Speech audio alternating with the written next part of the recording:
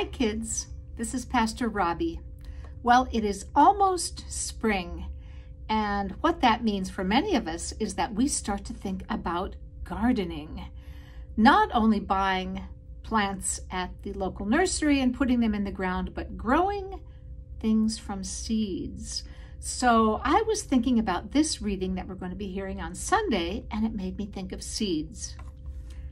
This is from John chapter 12, and that part of it goes like this. Jesus says, "Very truly I tell you, unless a grain of wheat falls into the earth and dies, it remains but a single grain. But if it dies, it bears much fruit."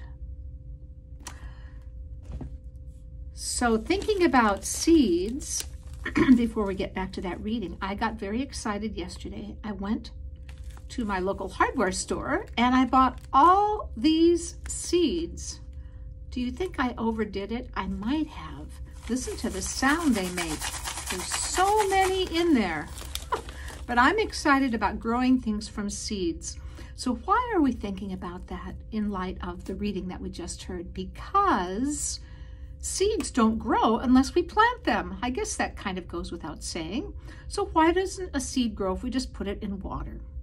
Because what it needs is the rich moisture of the soil, the oxygen and the nutrients that are in the soil, nourish the seed and create the life processes that make it possible for it to sprout. First the seed casing comes off, then a little shoot comes up, and then out of that shoot comes the stem and the leaves, and then the fruit emerges after that if it's a fruit seed.